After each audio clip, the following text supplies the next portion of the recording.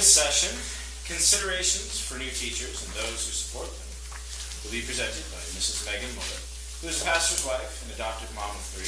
She just completed her first school year as a classroom teacher where she taught all subjects for a combined 6th through 8th grade classroom. Please welcome Mrs. Megan.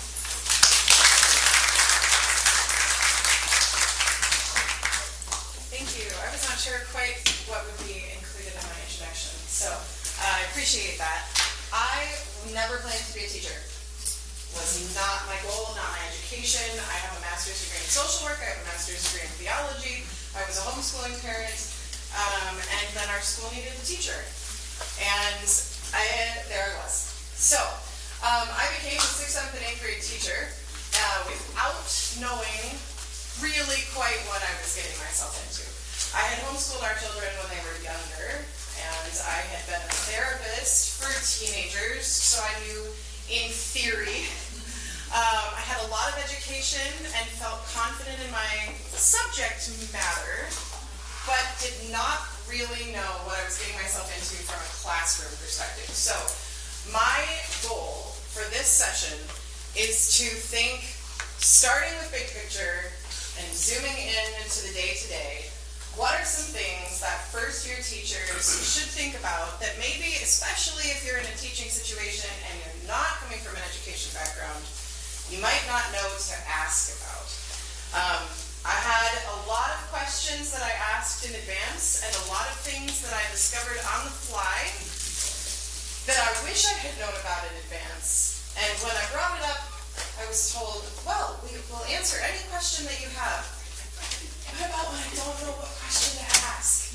So, my goal is to give you big picture and then eventually zoom in on some of those what are the questions to ask so that you can prepare yourself as well as you can. For the headmasters, administrators, pastors in the room, I hope that this serves as a helpful reminder to you of how deer in the headlights it can be a new staff member when you know what you mean because you've done it that way for years. And the new staff member, even if they have had exposure to your school before, does not know all the ins and outs of the procedures and policies related to your school. So, I would like us to start with first things first. Lutheran and classical. You will be teaching in a wonderful setting that allows you to be completely yourself and to teach in the way that you feel is best. You don't have to put on a mask. You don't have to hide a part of yourself away from your students. You can fully be yourself. In the classroom, it felt a little bit like parenting on steroids, which maybe those of you who have been teachers before know, but I know that I want to incorporate my Lutheran identity in the way that I parent my children and in the way that I educate them at home.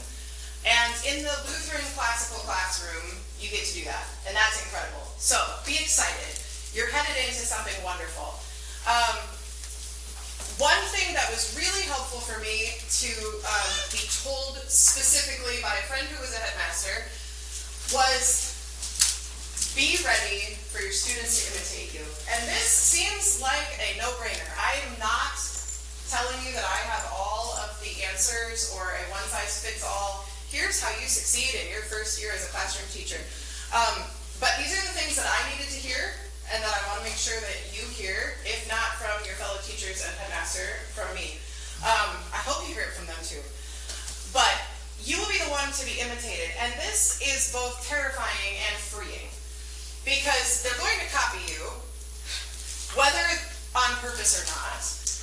But also, it's a comfort because if they're having a rough day and they didn't get it, and they leave the room, oh man, I don't know if they really understood the medieval history that we covered today. You know that they got you. Sorry to interrupt you guys. You called the ED help desk? Yeah, they got us sorted out, so we're good. Okay. Sorry. Thank you. Check and make sure that you're okay. Yeah, we're good. Thank you. Okay. It was a great comfort to me to know that at the end of the day, if my students learned nothing else, they saw my life as a Christian lived out in the classroom. So obviously the content is important, but the impact that you have on your students is not just the content, it's you. And you have been hired for a reason. You've been selected, you've been picked. Your headmaster thinks you can do it, your pastor thinks you can do it. You can do it. I needed somebody to shake me and tell me that, especially at this point in the preparations. This is about the time last year when I was panicking. How am I going to do this? What have I gotten myself into? School starts in 6 weeks. We didn't start until after Labor Day, so for some of you it might be sooner. School starts so soon, I don't really feel like I know what I'm doing. What have I gotten myself into? You can do it. Breathe. You'll get through.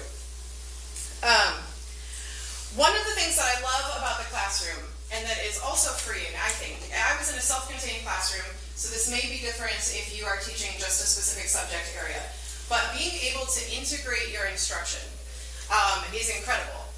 In one day of instruction, actually in 5 minutes of instruction, I did logic review, rhetoric instruction, history instruction, and harkened back to a scientist that we had just covered.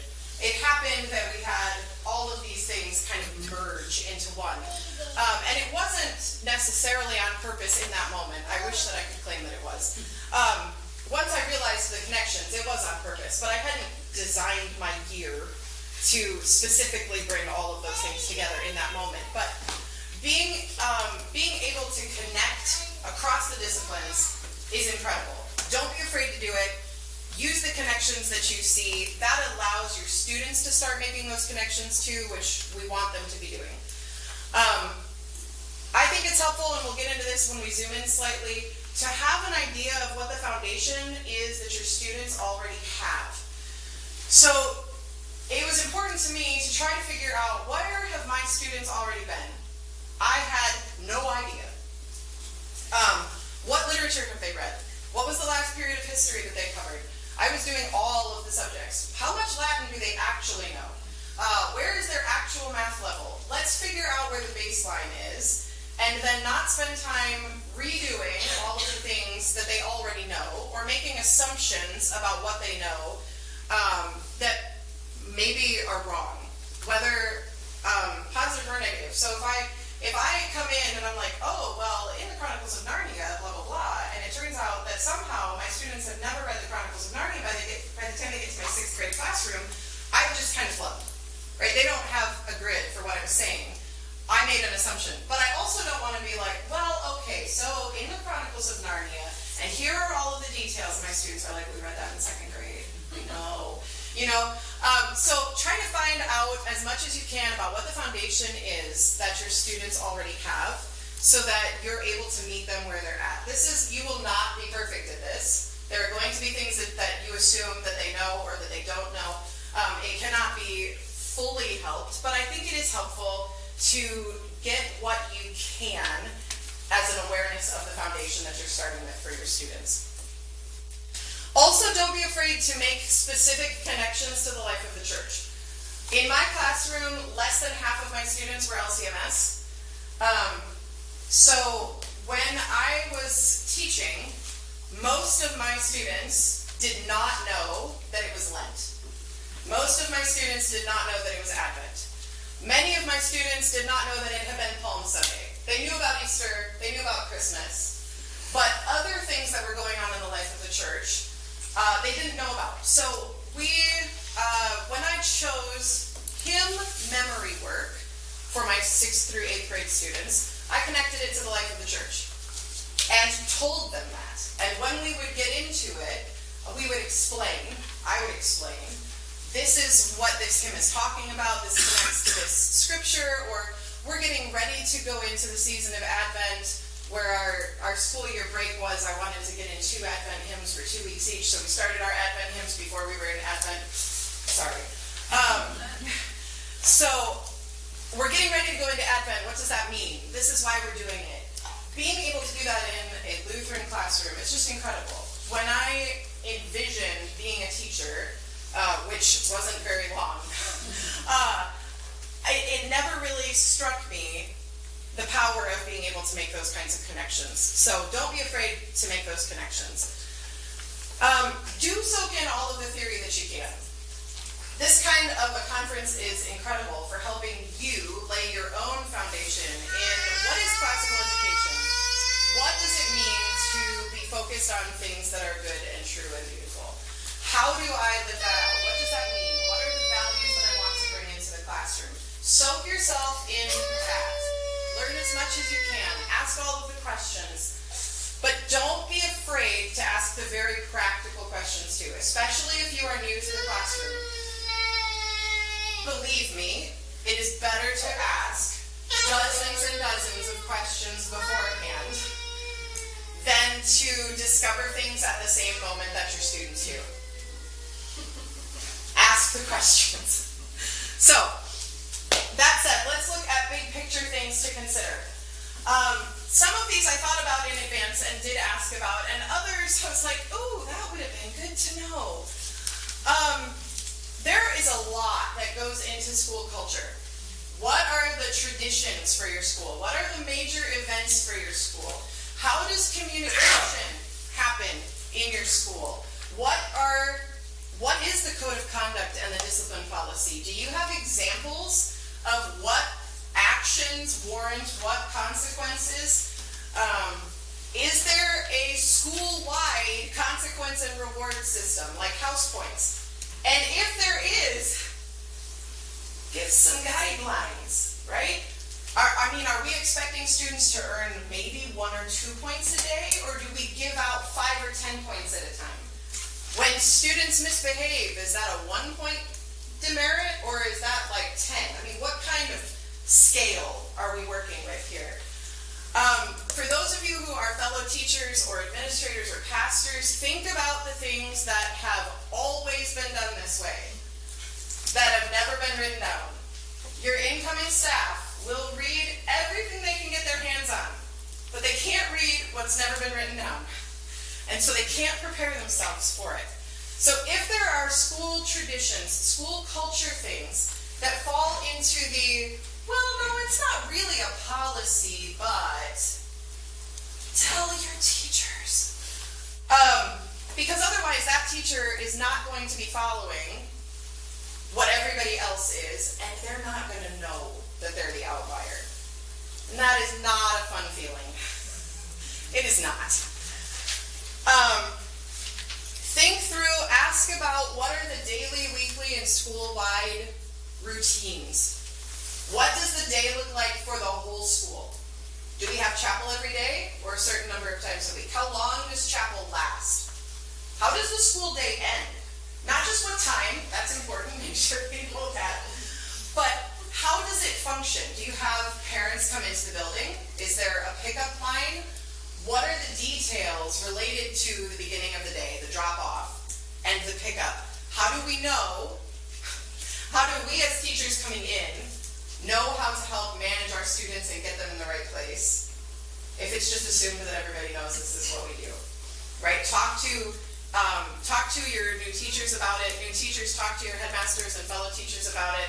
Make sure that you have an idea of the whole school. This is generally how our day looks. This is generally how our week looks. If you have chapel buddies or something like that, how does that work? Is that something that the teachers figure out themselves? Is it this classroom is paired with this classroom? What is the system? Make sure that your new teachers know. If there is PE or gym or something like that, is that on site? Do you need to leave for that? In our situation, we needed to leave for that. I genuinely, this is my fault, I did not know until we were loading into the vans that I would be driving my students to the Y. So, ask the questions. My students all knew. They were like, yeah, of course we go to the Y. Right, here we go. Yeah, I'll just pretend I knew that. It's fine. So what do you do for PE and gym? Is that some other teacher's responsibility, or if you're in a self-contained classroom, are you also in charge of teaching that? Because gym instruction never crossed my mind in preparation. I was like, History, yeah, all right. I know this era of history. Science, pretty good at science. Math, I'm an excellent mathematician. I can handle this. Grammar, we'll get there, right? I have 2 master's degrees. I can probably figure it out. But gym instruction, I was like, oh my gosh, I am partly in charge of this, and I had no idea, and I don't know what to do. I have been a camp counselor before, and I'm a parent, so I was like, all right, think on my feet, we can do this, but don't be in that situation. Ask. Prepare yourself as well as you can for that. When do announcements happen? Are there school-wide announcements? Is that something that comes through the PA system? Is that something that happens during chapel, during close of the day? Is it sent out to teachers and you're intended to tell your students about it? How do announcements work? This might seem like an obvious thing, but I had no idea how my students were going to get their information. And it was not a question that I thought to ask. Is there something that the school does to end the day? In our school, everybody in the school came together for 15 minutes at the end of the day to do a brief close of the day prayer service with a hymn.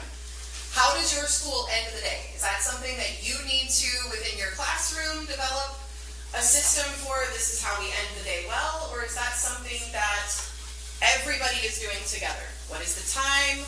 Whose responsibility is it? Because you don't want to get there and find out it was your job today and you didn't know. Right? So ask, how is that going to work? Dress code for students and staff. Again, might seem like an obvious thing, but read the dress code for your students and then have a conversation with your headmaster and fellow teachers about just how strict we are on enforcing this.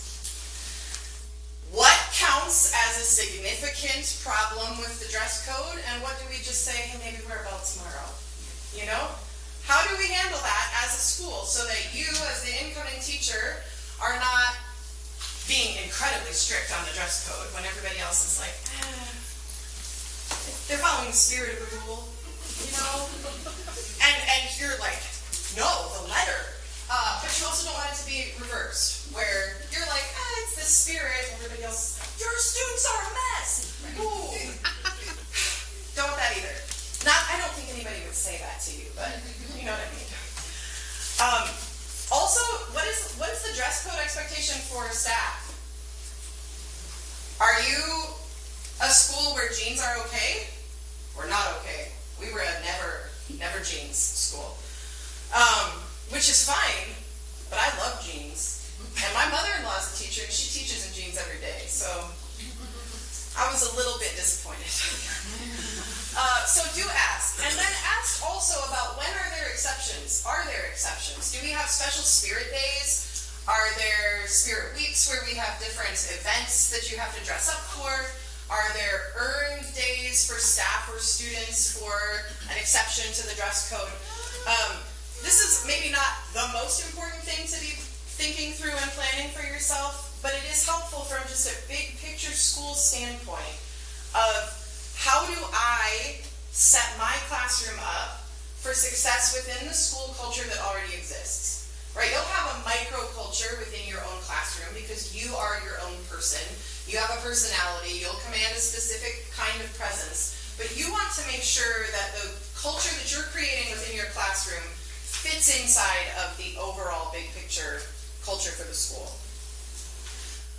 Communication between staff, what does that look like? Do we send each other emails? Do we text? Do we do phone calls? Do we just not because we have some other good system in place where the headmaster is sending regular emails or we're meeting regularly? What does that look like? How am I as a staff member going to get the updates? Not just student announcements. How do we communicate with students and their families? Are we sending out weekly emails? Weekly printed material? Is it on some other frequency? How do our students and families know what's going on? And at what point, if I need to personally communicate with a parent because of an issue in my classroom, do I actually need to involve the headmaster? What kinds of things warrant a three-way conversation instead of just a two-way conversation? Have those questions answered beforehand. I hope that you have incredibly well-behaved students, and you never ever have to have that conversation, and you just have information about how to handle a hypothetical situation. You should probably know how to handle a hypothetical situation, right? Just in case. And again, on the school consequences and rewards. Within your classroom, does that fit within a school-wide system? My classroom students were connected via house points to other students in other classrooms, and so they earned and lost points that were connected to their house. But I didn't know how to give or take. I mean, I understand you've earned a house point, right? I know how to say these words. But at what point do we just say, this is what we expect children to do, and so they don't get house points for it, and what earns them the points? At what point do we give just a gentle correction and no house points are lost, and at what point do house points come into play? So think about those big picture things. Familiarize yourself with the school calendar. What are the major events? When do you have half days? When do you have breaks? And do any of those things require classroom time to prepare for? I'll give you a couple of examples. The school that I was part of this year participates in a speech meet every spring. An excellent thing to do. I did not know just how much classroom time was going to be used in preparation for that. So when I had thought through my year-long curriculum plan of how I'm going to get through the material that I intend to get through this year, I had planned on those hours. And then we needed to spend them on the speech meeting, which was fine, and we adapted and we adjusted. We got through what we needed to get through. But it was a lot more hectic inside of my brain as a result of not knowing the answer to that question. Having a big picture answer for when are the breaks is also important, because your students will know when the breaks are, and it will affect the classroom. So being able to prepare yourself in advance, how is this going to affect the classroom? When do I need to be more on top of it? When are student behaviors maybe going to come up related to these things? And related to those breaks, are there any specific traditions related to them? If Christmas break starts on Friday afternoon, do you spend Thursday afternoon going Christmas caroling? Make sure your new staff know, so that when they're thinking through their day, their month, their year, they can plan around those things and not feel blindsided or ill-prepared now when they thought that they were ready for the year. Okay, my classroom's coming to a screeching halt because it's Christmas time. I planned on that week. I don't know how we're going to finish our literature book because I thought we had a whole other week to finish it. So think through those things with your fellow teachers and your headmaster. Make sure that you're asking those kinds of questions. And also think about your classroom as a part of a whole. So we talked about that with the microculture of your classroom versus the full school culture. But also the instruction that's happening in your classroom, especially if you're a self-contained grade level or multiple grade levels. This might look a little bit different if you're a subject area teacher. But knowing where your classroom fits in the full scope and sequence of your school is hugely important. So ask for the document. And if it doesn't exist, ask for whatever you can get your hands on that is sort of like that. A curriculum map, some way of you knowing where have my students been and where are they going next. I had almost half of my students who were getting ready to finish 8th grade, and we don't have a Lutheran high school. They were all going to be launching to a public high school. That affected the way that I prepared for my classroom for the year, because I needed to make sure that they had the skills that they needed to be able to succeed in a public high school after they were launched from my classroom. Which curriculums are being used? Know the answer. Don't feel like you have to be the master of every grade level of every curriculum that your school uses. You don't. But having a general awareness of which curriculums are used in which levels is helpful for you to know, where do I fit Where do my classes fit? Where do my grade levels fit? Again, what did your students learn last year? What are they getting ready for next year? Whether that's launching to a high school or just moving up to the next grade. If you have one teacher for every grade, that next teacher is going to expect a certain level of work to be able to be completed by the students who leave your room. What level is that? Right? How high do we need to reach through the course of the year? Who's responsible for each subject? This sounds silly, so let me explain. Even if you are in a self-contained classroom, lots of our schools have pastor come in to teach religion, or theology, or catechism, or whatever your school calls it.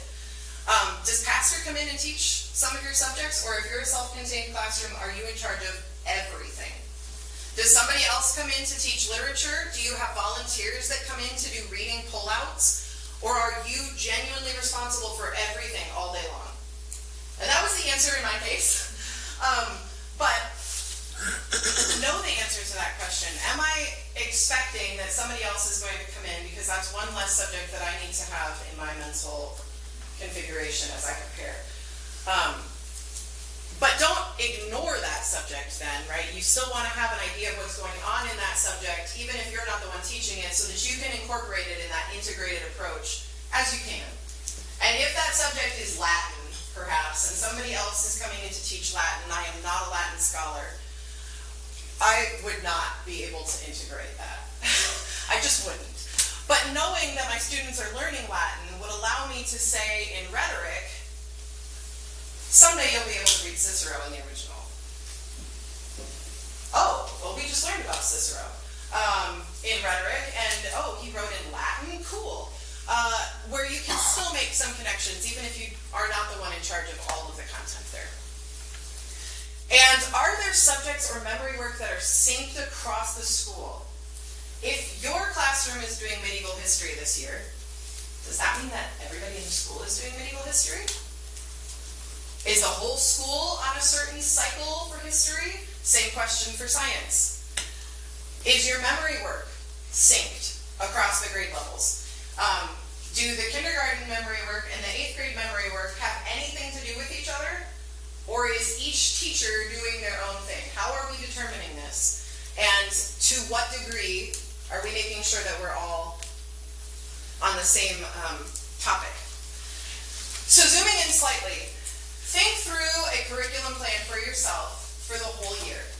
This sounds daunting, and it might feel like it when you get started, but having a general weekly plan for topics in each of your classes or subjects will at least give you a starting point. There are varying opinions on whether or not this is helpful, and I understand that. For me, I had to know where am I starting, where am I going, and how am I going to get there before I could drill down to the how am I going to teach that today. If I'm teaching this era of history, what do I need to cover this week so that they're ready for what we need to cover next week? So that they're ready for what we need to cover next week, so that by the end of the year, we've gotten to the age of the explorers and they're ready for next year's history cycle. This will help keep you on track. It will give you that big picture awareness of where you have come from and where you're going. But think about it flexibly. When you create this at the beginning of the school year, especially as a new teacher, you are not anticipating all of the things that are going to happen. You can't. Things are going to come up. Students are going to have rough days. Events will need to be shifted around. That plan is a guideline, not a hard and fast, you must do it in exactly this pace. So if we had a rough day and we didn't get through everything we needed to get through, like some of my, I'll give you an example. I taught logic this year. I love logic. My students had a really, really hard time with some of the lessons that I thought that we would be able to get through quickly. So on my year-long plan, I thought we were going to get through one lesson per class session because they made sense to me. Don't do that. And we had to take 2 weeks per lesson. Okay, now I'm like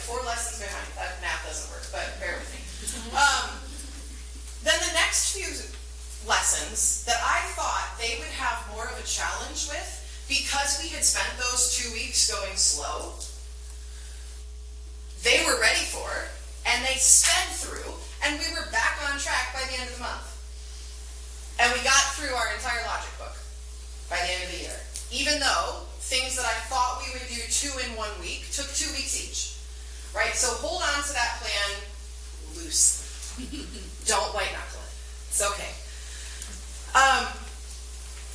Once you have the big picture for the school calendar, where are the breaks? Where are the major events? Find out what your role is in that. And if your classroom has a role in that. If there's a fundraiser that your school does every year and it's expected that all teachers be there, you should probably know that, right? If there's something going on that your classroom needs to do artwork for, or finish projects for, or contribute donations to, make sure staff know about that beforehand. How do parent-teacher conferences go? I did not have an education background. My children were in Nathaniel Pullman's school for 1 year, and in the school that I taught in for 1 year, and other than that, they were homeschooled. I had no idea how to do a parent-teacher conference because I had never been to one.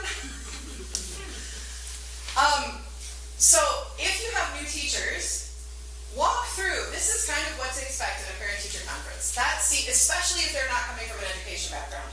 They didn't do this in their student teaching. How does that conversation go? And if you need to have a hard conversation with a parent, how does that go? How do you approach those things gently, but still firmly? How do you approach it with grace? Right?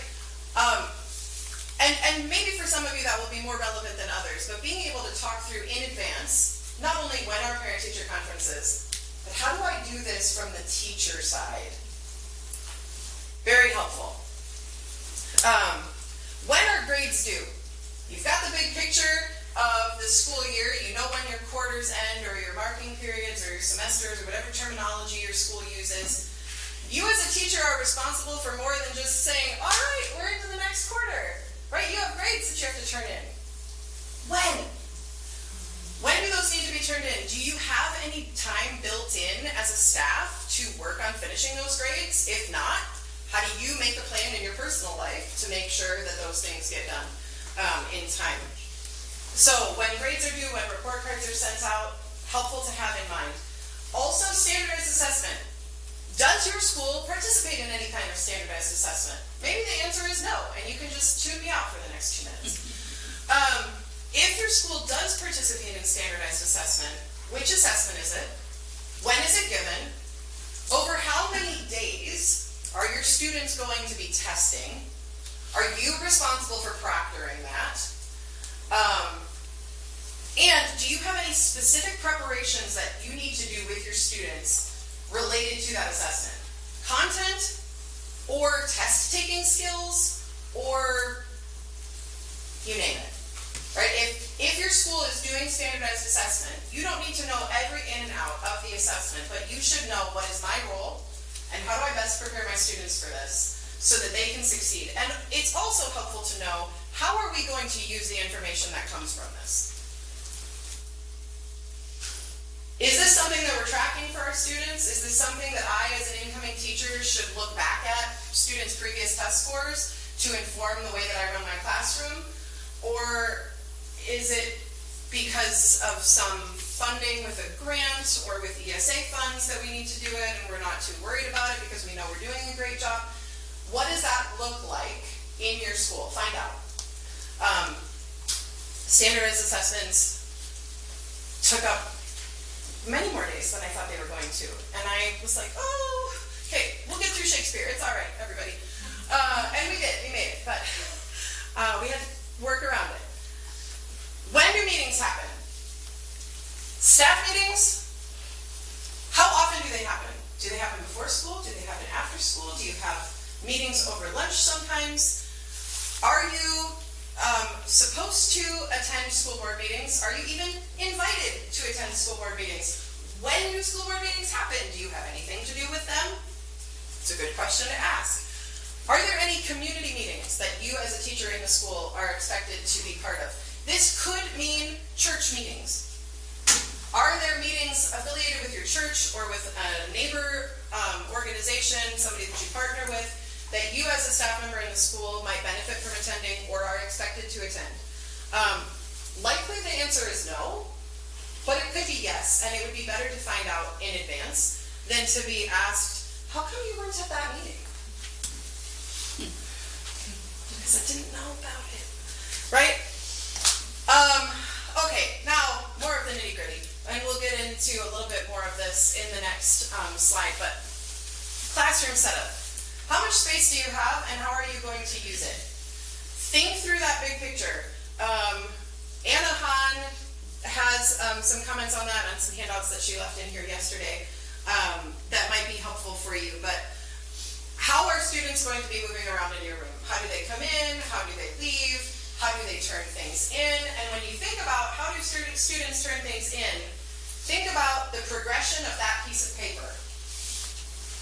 If my student turns this into the bin, how does it get from the bin to my hands to grade and then back to them?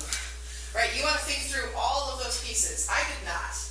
And I did not return anything to students for over 3 weeks because it all was a jumble. And then they got a massive stack of stuff back because I hadn't thought through how does that piece of paper move from their hands all the way through the steps and back to them. What artwork are you using in your classroom? And is there any technology being used in your classroom? This could be you or your students. Do you have a projector? If so, make sure you know how to run it. Do you have a document camera? If so, make sure you know how to run it. Do you have a television that you will be needing to use? If so, make sure you know how to run it, because it is the worst feeling in the world to have it all planned out. We're going to use the projector and then not be able to get your computer to talk to it because you didn't check that you knew how to get all the steps through. So think through those pieces. And if your students will have technology, do you have their login information to be able to help them? Do you know how to use their technology so that when they're confused, you can assist them and you're not just as confused? Think through what does that look like in your classroom. And ask questions about grading and assessment. Right? We just talked about the progression of that piece of paper. I realized, as I finally caught my breath after a couple weeks of feeling like I was drowning in figuring out all of the things of a new school year, that I did not have a good mental framework for how to approach grading. I mean, I know if this is correct or not, but I also know that the student understood part of it based on their answer. Is partial credit appropriate here? How strictly should I be grading? What things should I be grading for participation or completion versus to make sure that they have every single thing done exactly the way that I intended? And is the way that I'm grading anything like the way that my students have been graded before? How have they been graded before? What are the other teachers' approaches? So I ended up adopting my own system and communicated that with my students so they knew what the expectations were. But this is 3 or 4 weeks into the school year that we're having this conversation as I'm trying to figure out all of the things as a new teacher. And this is an important piece, right? Especially as students get older, those grades matter more to them. So I want to make sure that I'm grading them fairly, that that's an accurate representation of what they know, of what we've accomplished in the classroom, but that I'm not spending 6 hours every day grading at the expense of my sleep and mental health when the student doesn't care if they got that exactly right or not. And from an overall learning standpoint, that specific assignment is maybe not the one that I need to be focused on. So have that conversation about grading and assessment with fellow teachers, with your headmaster, to make sure that you are handling it in a similar way to others in your school, and that you've talked through it with somebody before you have papers that need to be graded. Okay, day to day. Classroom expectations expectations and management. Anna did a whole presentation yesterday on how to manage a classroom, and there's a CCLE webinar about this that I would recommend looking at. They both have way more experience. The one doing the CCLE presentation, or the webinar, and Anna, they have way more classroom experience than I do. So look into those as resources. Anna actually left some of her handouts here, so you can grab those on the way out. But think about what are your non-negotiables in the classroom, and set yourself up for success from the beginning. A couple of silly examples. I absolutely hate ongoing, repetitive, annoying noises. I cannot stand it. Like, my brain stops working properly. So, in my classroom, on the very first day, I said, out of respect for your peers and their learning, and out of respect for me as your teacher, you will not be making ongoing, repetitive, annoying noises, or we're going to have a conversation. And we reviewed that for the first few days, and they're middle school students, they still did it, right? But because I had said it from the very beginning, I could say, pretty sure that's an annoying noise. Oh, sorry. And we were back on track the way that we needed to be. So think about what are the things that you personally will just be so aggravated by that you need to not have it happen in your classroom. But also, how do you set yourself up for success in classroom management with the way that you have things set up in your classroom, with the code of conduct conversation, with expectations? What are the basic things that your students are going to need throughout the day that you don't want to have to interrupt instruction for 17,000 times? You need to go to the bathroom. Great. Glad we just wasted 20 seconds on that. When you could just have a sign, right? They could go. You just nod at them, they go. No instruction has been interrupted. Similar for, I need to sharpen my pencil, or I need a tissue. So at the beginning of the school year, we had a school-wide code for I need to go to the bathroom. So we just used that in my classroom. And it was just an R, sign language R, for restroom. Some schools that I've substitute taught in use a T for toilet. And they, if a child raises their hand and it's a T or an R, you just nod and they leave and do what they need to do and come back. At the very beginning of the year, I told my students, raise one finger if you need a tissue, 2 fingers if you need to sharpen your pencil. And I completely forgot that I had given them this instruction. And about 3 weeks in, one of my students is like, what are you doing? Mrs. Mullet. Oh, yeah, you're right. Yes, you may do that.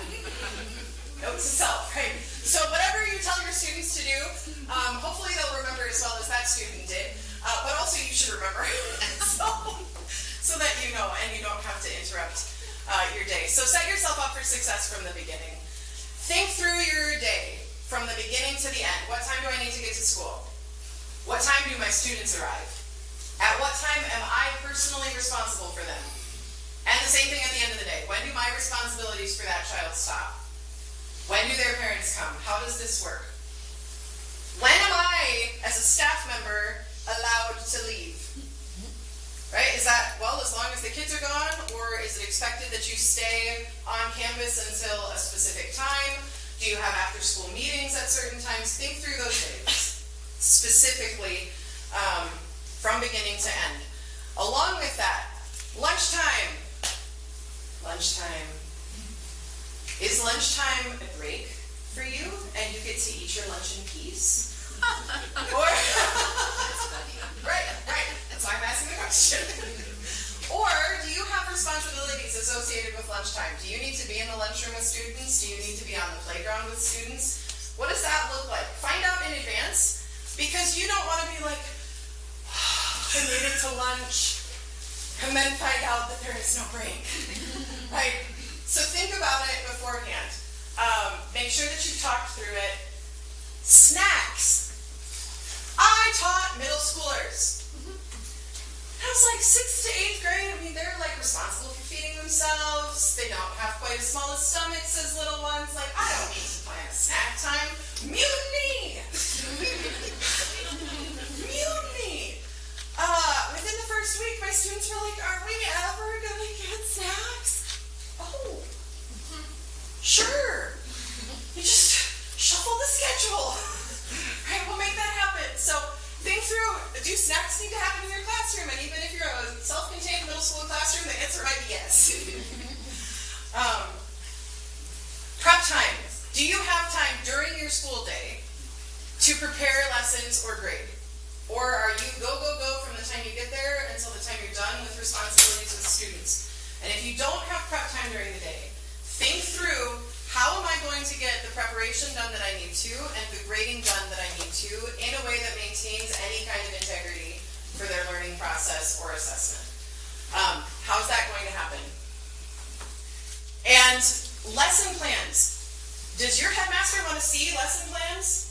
Or is that week by week topic thing that we talked about before, a curriculum plan for the year, is that all that the headmaster wants to see? Maybe the headmaster has one to hand you, and you have the week by week, right? This is all going to be dependent upon the school, but find out what are the expectations related to lesson plans. Do I need to turn them in advance? How much autonomy do I or do I not have with regard to how I implement this or how we utilize that?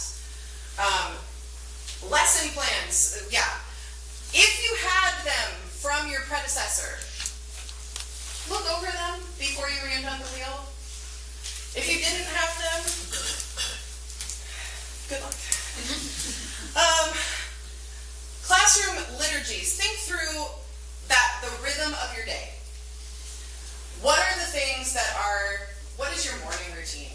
What is your end of the day routine? Whether that's with in our school we had chapel every day, we had close of the day every day, but we still had a separate morning routine within the classroom, end of the day routine within the classroom.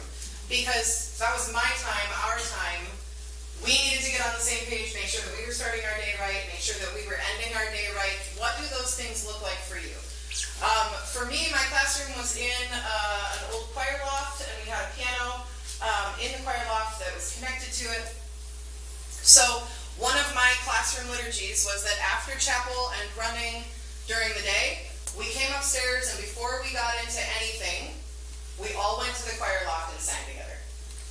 We sang the memory hymn that they were working on. I would play the piano, they would sing, and that got us started on the right foot. Because when you sing together, you're connected to each other. And my students at first were like, oh, Mrs. Mullet, you don't want to sing every day. And one day, I skipped it for the sake of time because we were like way behind. Things had happened. I was like, okay, we just need to jump in. We can't start our day until we've sung. Okay. Part of the liturgy, right? It's part of the rhythm of the day, rhythm of the classroom. And as I said before, think about when you can plan to get your grading and assessment done after you have a framework for it. Is that something that you can get done during your lunchtime or prep time? Does that need to happen outside of school hours? And before you hand something to a student to complete, know how you're going to handle it after they hand it back to you. Not just where do I put this so that it lives in the stack that is just never ending, but how important is this assignment to their overall learning? How am I going to use this in order to inform where we go next, or to have an idea of what they've really gotten from where we've been? And when possible, think about how you're going to grade it kind of all the way through before you assign it. Are you going to just expect completion, or will you be going through it for specific things? And for me, this depended on the assignment. It kind of depended on the subject. For a lot of our writing assignments, I used rubrics so that my students knew before they started, this is how you're going to be graded on it. For some of our logic things that they were struggling more with, that I wanted them to be doing in class, but I was willing to let them work with one another for, I didn't tell them at the time, but it was for completion. You got it done, you worked through it with somebody, we went through it in class, I know that you've learned this, It is not worth your time or mine for me to go through every single line item on every single piece of paper for this particular assignment. So think that through before you hand it out.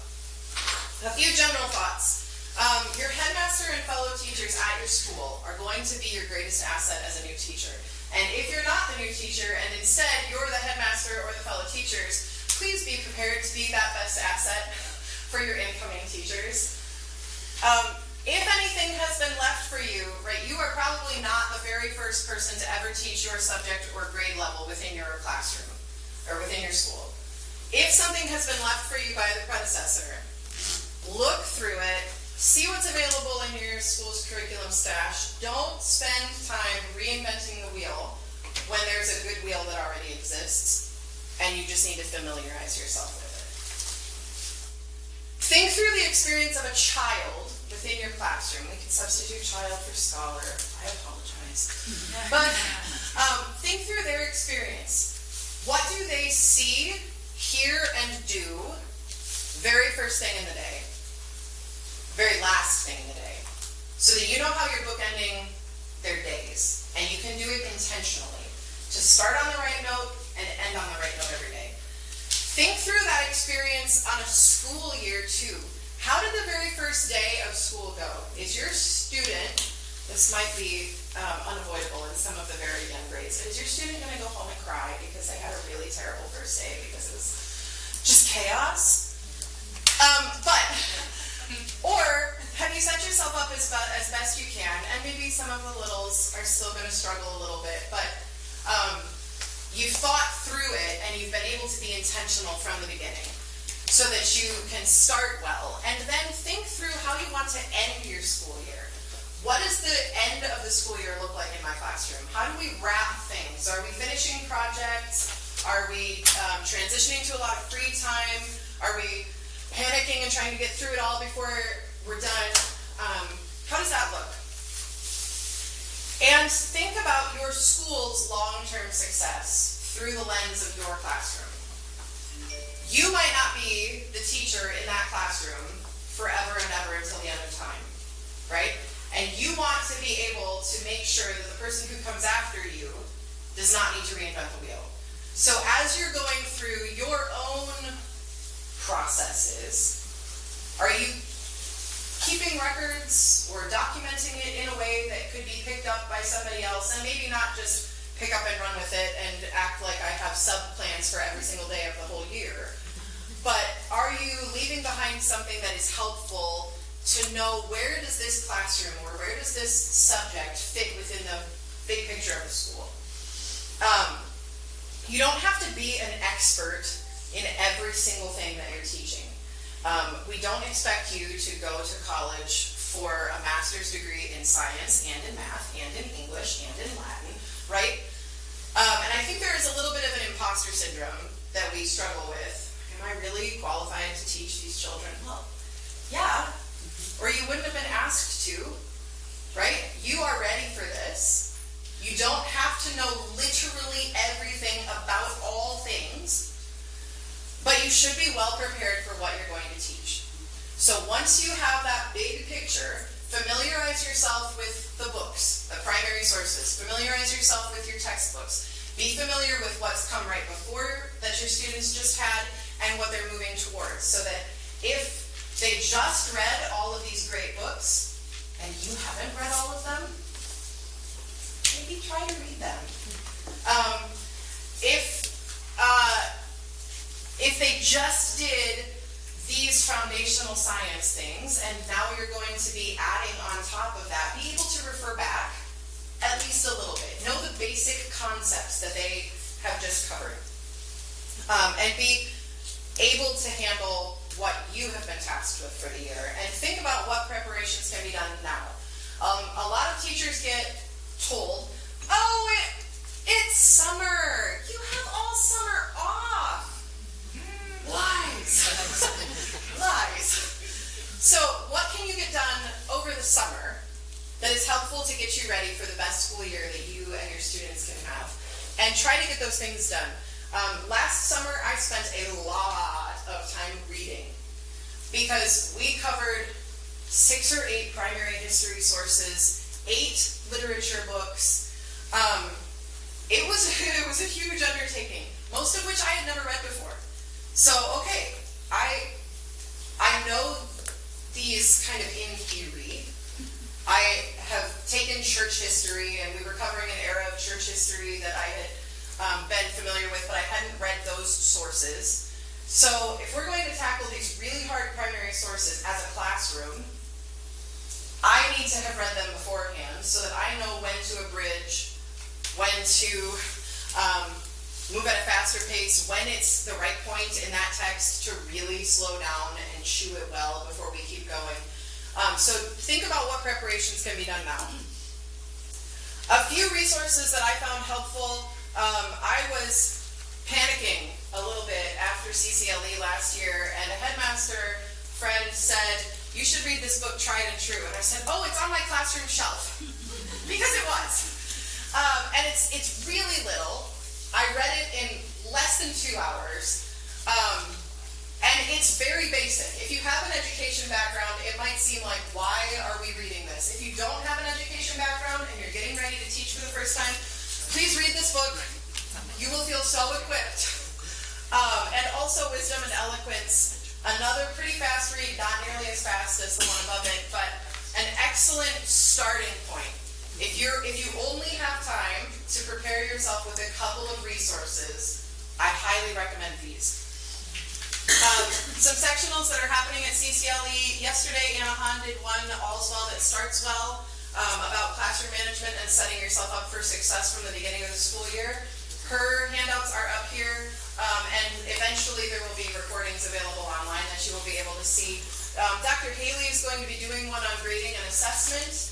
And if you're teaching a specific subject area and there's a subject area one that falls into your realm, try to go to that. Prepare yourself as best you can while you're here. Also consider some of the upcoming CCLE classes. These are just a few of them, but they might be useful to you. If adding those is going to make you feel more overwhelmed instead of more prepared, don't.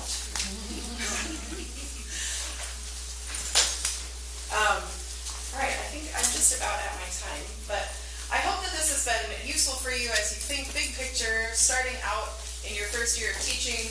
And if you know all of the answers to all of these things, and this seems like second nature, maybe remember that it isn't second nature to the new person and help them out with some of it. Thank you for your time.